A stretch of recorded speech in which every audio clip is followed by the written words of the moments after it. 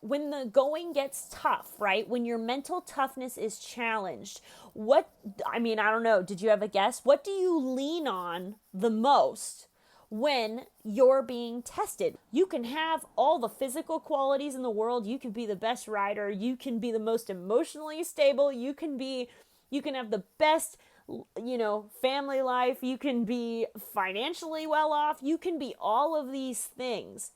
And when your mental toughness is tested, if you don't have your ducks in a row, you're going to have to work even harder to overcome not only whatever you're facing, but overcoming yourself as well. So, what do you lean on in those moments to help yourself? Because the only person you're going to be able to depend on is yourself. So, hey everybody, and welcome back to hashtag Team Fuego. So, in the video this week, I was inspired by the Tokyo 2021 Olympics, and while the focus on this channel has mostly been physical, right? Like how to use the equiband, how to measure the equiband, how to fit your equiband, how to best tool to ice your horse. Like I've this channel really has focused on a little bit of a physical nature, like how to do things.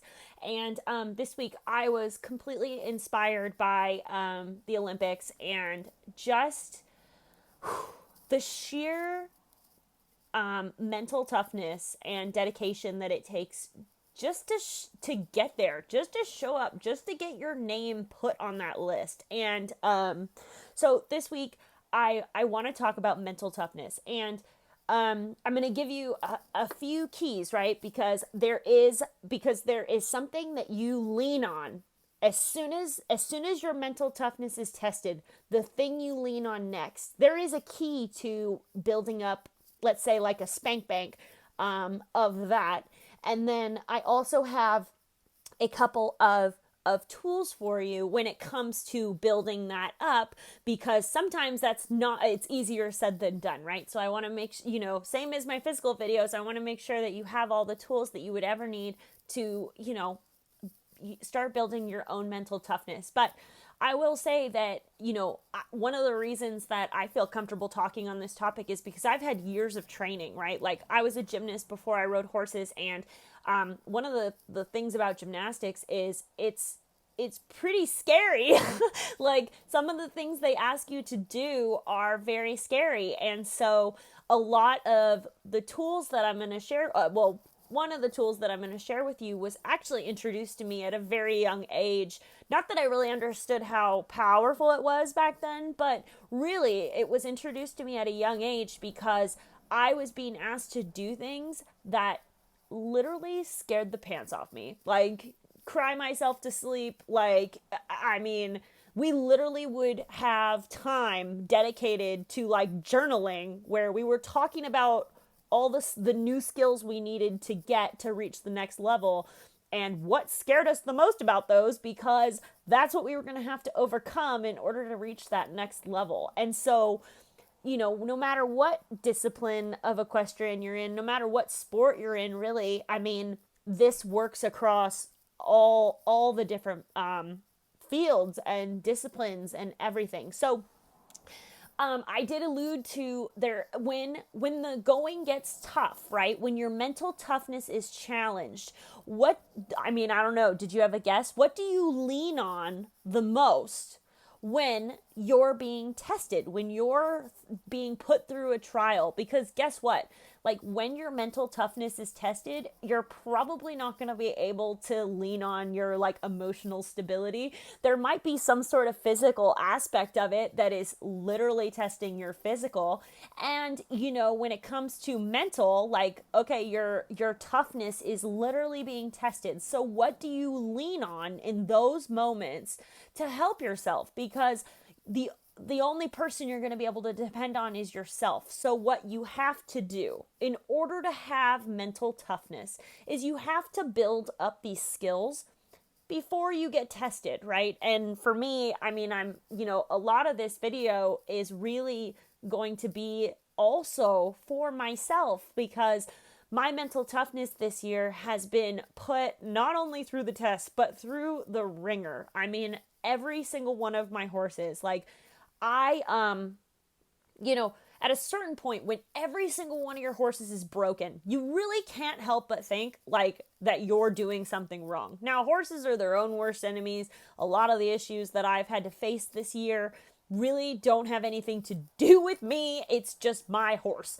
And, that fly mask getting caught on that fence, like it's, some of it is just, I guess mental toughness when you're not responsible for what's happening becomes even more fragile, because in that moment, one of the things that I have not been good at this year is I have been, critical of myself when really this is the time where you become your biggest cheerleader. So the reason that I was so inspired to make this video is because watching the resilience of, the Olympic athletes, hearing all their stories where it always like, when you paint the picture, it's like, oh, they overcame this and that, and they're just so great.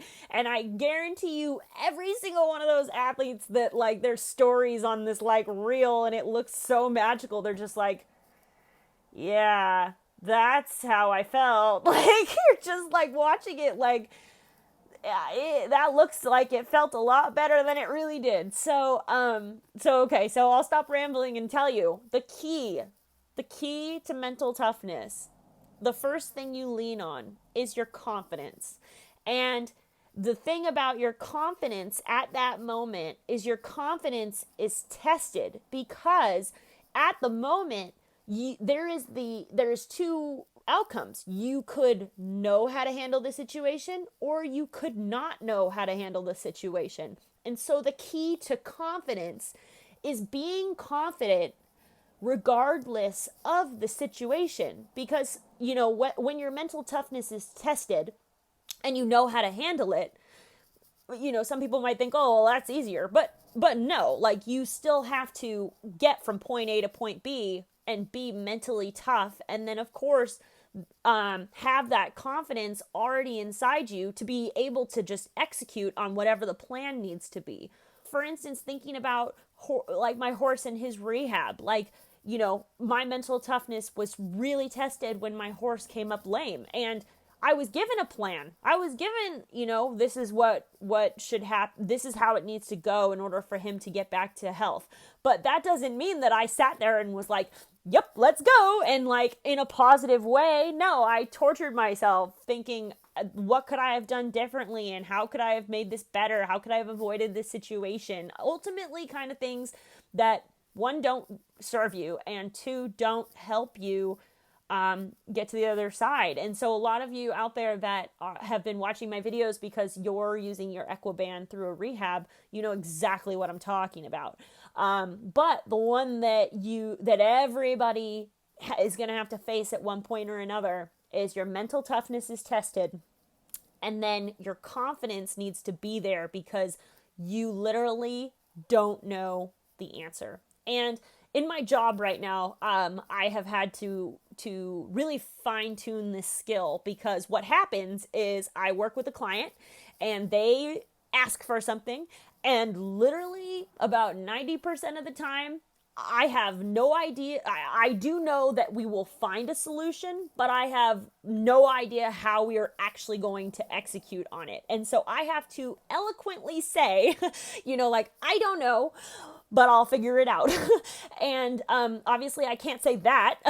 But, also when you say that, I also have to instill the confidence in the client that I will figure out the answer. And so when it comes to the mental toughness in sport and you come across something that you don't know, what the key is to tell yourself, okay, I don't know the answer, but I know that I will be able to figure it out. And so that, in and of itself, being able to say confidently, I know, as confidently as saying, I don't know, but I'll figure it out, is basically the key to mental toughness. Because when you're approaching a situation and your mental toughness is being tested, guess what the first thing that's going to happen is you're going to doubt yourself.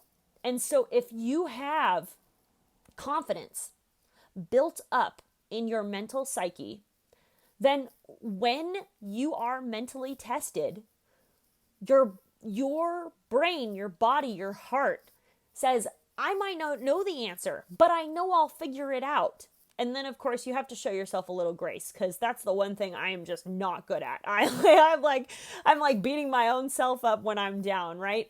And so this is something that, we all strive to improve on. And one of the reasons that I think that it was important for me to make this video is because no matter how, even the leading researcher on confidence struggles with confidence, like this isn't something that I'm preaching to you because I'm good at it. This is something that I'm sharing with you because in the moments where things get really hard, this is what gets tested. And basically this year has been a multitude of situations that literally is just like, oh, you think you have confidence now? Boom. Oh, you think you have confidence now? Boom. And then so I wanted to just share with you guys, that first of all, you're not alone. And second of all, the process of building up mental toughness, of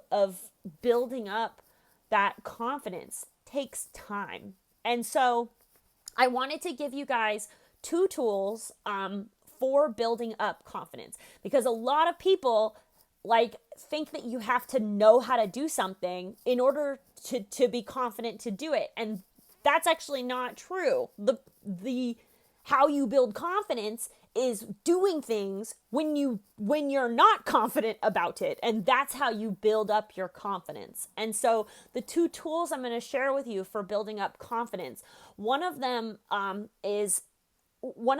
they're both kind of mental tools. However, they kind of apply differently, because one applies in action, right? Like while you're in the moment. And then the other one applies as more of an after the action, after the fact, before you go to sleep or when you wake up kind of deal. So I didn't want to just leave you with, okay, figure out how to say, I don't know, confidently. Everyone just would look at me like, you're crazy. I will say though, that is the first step. And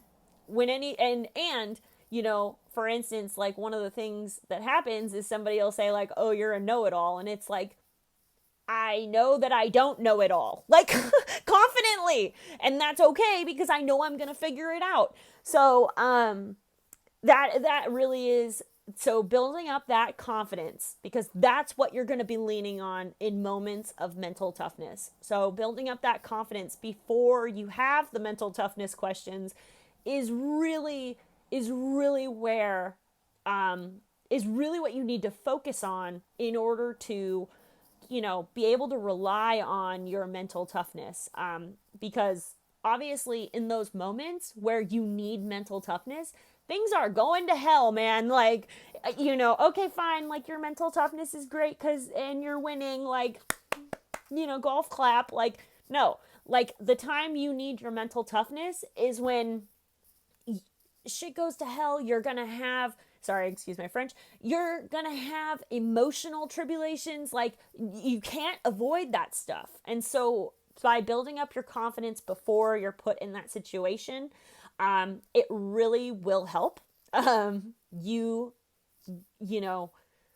navigate your way through, because as Dory said, just keep swimming. That's going to be, everybody's sing song when it comes to when the going gets tough. But having some extra tools in your corner they would really help. So here is the action tool. It is called the 5-second rule. It was introduced by Mel Robbins a few years ago. She is a personal development coach. She is not an athletic, mental toughness coach or anything. She actually teaches this skill for entrepreneurs. But it is a phenomenal tool. And I'd be lying to you if I didn't say I already have used it, 3 times today and 4 times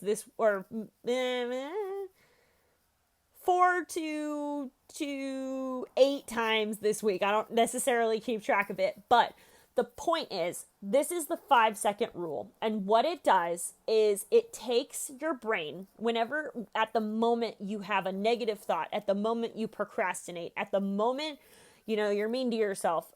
This tool helped me a lot. At the moment you think you can't, at the moment that you're scared, when your mental toughness is being challenged, and then on top of that, you have to try it in order to build your confidence. This is what you do. So your brain is having some sort of negative thought. You're having, imposter syndrome, like, who am I to try this? Like, all these kinds of things. You could be very well capable of doing what you're about to do, but that doesn't stop your brain from, being kind of, either your biggest cheerleader or your worst enemy. So, how the 5-second rule works is when you hear that thought, you cut it off essentially, and you count backwards from 5. 5, 4, 3, 2, 1. And then when you get to 1, something magical happens. Like, there is science behind this. I'm going to explain it in layman's terms, to be frank with you. But layman's terms probably makes most sense to most people, because the science behind it, I had to skip over all the big word parts. So, how it works, though, is it literally takes a different part of your brain to count backwards than it does to have negative thoughts. And so, by interrupting the negative thoughts that never serve you, that never help you, that aren't going to push you in the right direction, by interrupting that thought and then counting backward from 5, when you get to 1, your brain is reset. Your brain had to, so let's say over here, when you have the negative thought, this is what lights up, right? We watch an MRI of your brain, you're like having a negative thought, negative thought, negative thought. You interrupt it, 5, 4, 3, 2, 1. And what happens is a different part of your brain has to be activated in order to count backward, which nullifies this part that has been lighting up. Because if you talk to any sort of, my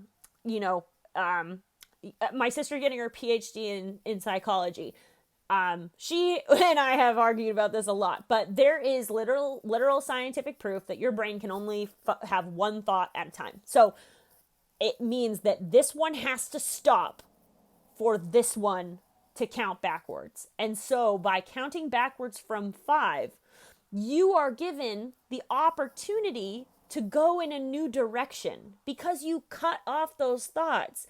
And it's such a simple concept, but it's so powerful. And you know what's funny is when I use it now, I laugh because I get to 1 and there's like calm in there. I mean, you haven't, obviously, if you get to 1 and you start back up again, count again. Like you know what I mean? Like this counting backwards from 1 gives you an opportunity to reroute your brain in a new direction, a new thought, a new path.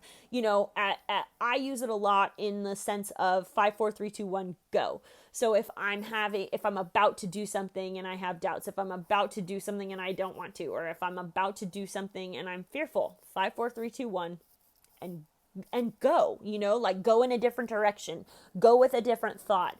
Even if you have a purposeful thought when you get to 1 that you've already pre-prepared, like your internal mantra, or you say you've got this, or you know what I mean, like something already pre-prepared for that moment where you are encouraging yourself to head in that new direction. So that is the first tool that is directly related to the action of it all, because that's going to help you in the moment.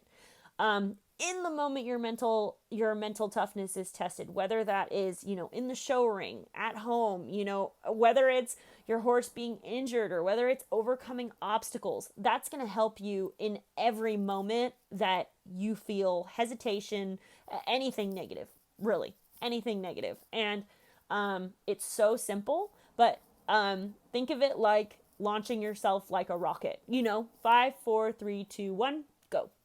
So that's the first one, and that's action based.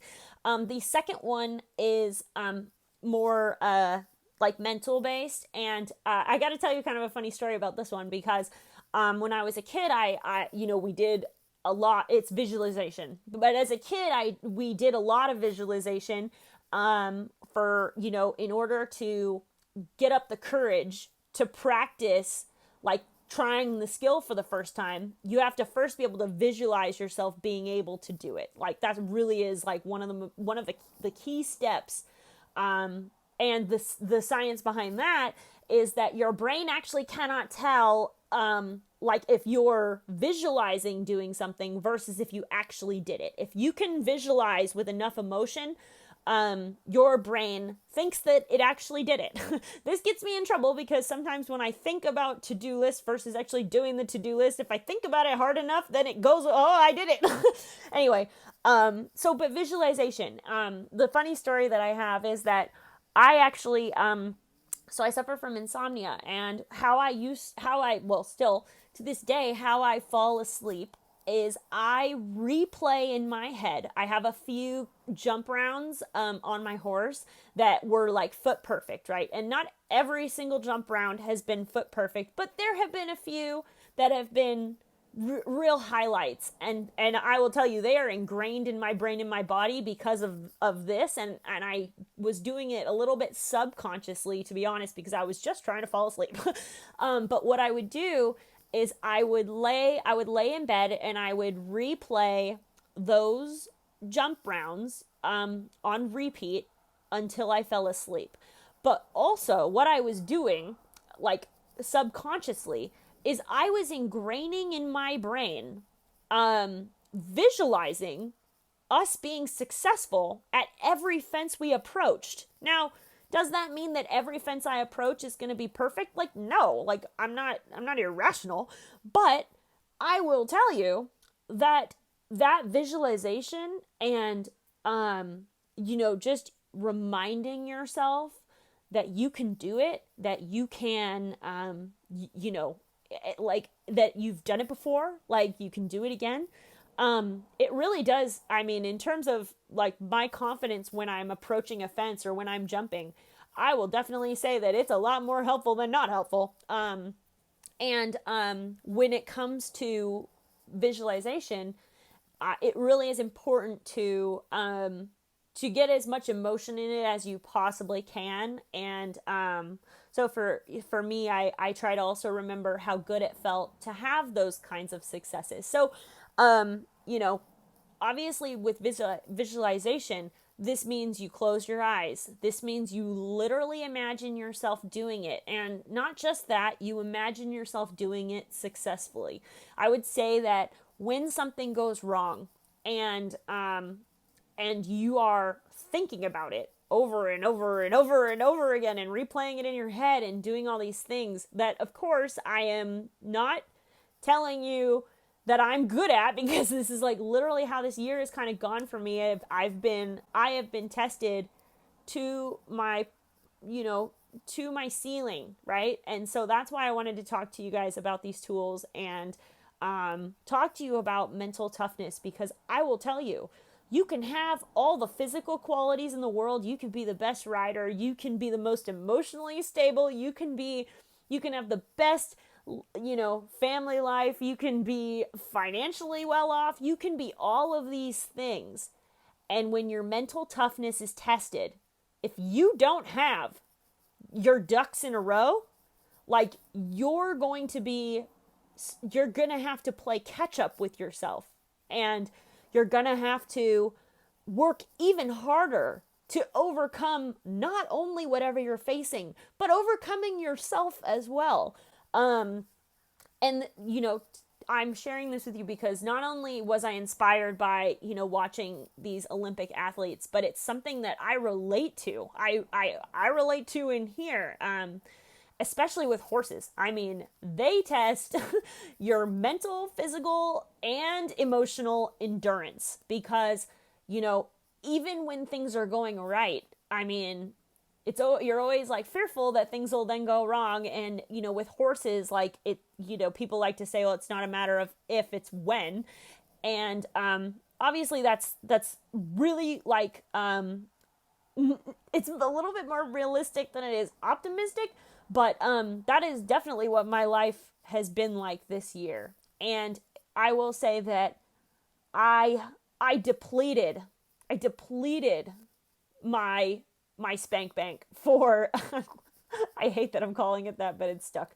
Um, I depleted my spank bank for mental toughness, and I am now in a state where I have to rebuild it back up for myself. And I guess I would serve myself as a cautionary tale of not to let it get this far, because it's a lot harder to come from behind than it is to continually, make sure that it just doesn't fall off the radar, because you never know when you're going to need it. So, brief recap. Um, this this was a mental episode and not episode. This was a mental video and not necessarily like the physical how to, but I did want to give you some literal applications. So the key to mental toughness, what will be tested in those moments, is your confidence.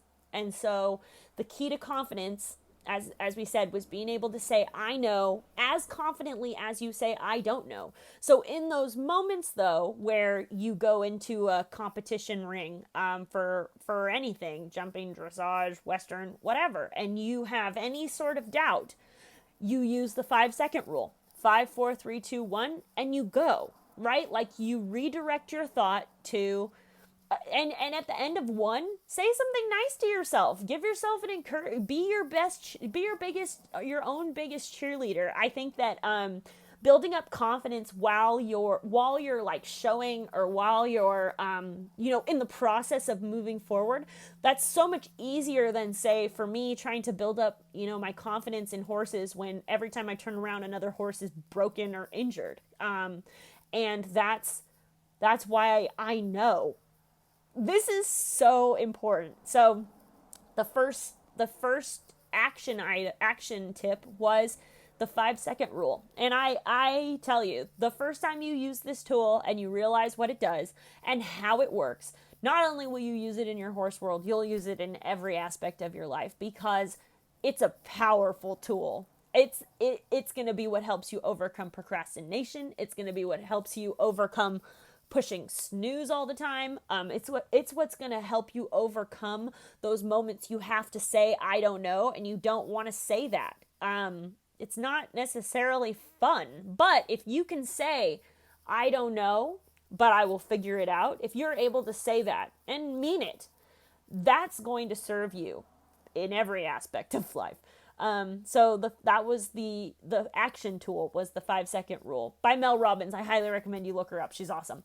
And then the last tool was, a little bit more of a mental practice, but visualization. So there are millions of videos, on visualization and how to do it, and tips and tricks on it. And for me, I go with the most simple. So at the end of the night, you could be a dressage rider.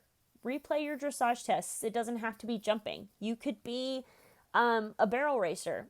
Imagine going around the barrels. It really doesn't matter. Even if you just imagine going in the pasture and petting your horse, but being happy about it and being successful, that's what visualization is. Visualization is you reminding yourself of you being successful at what you want to do.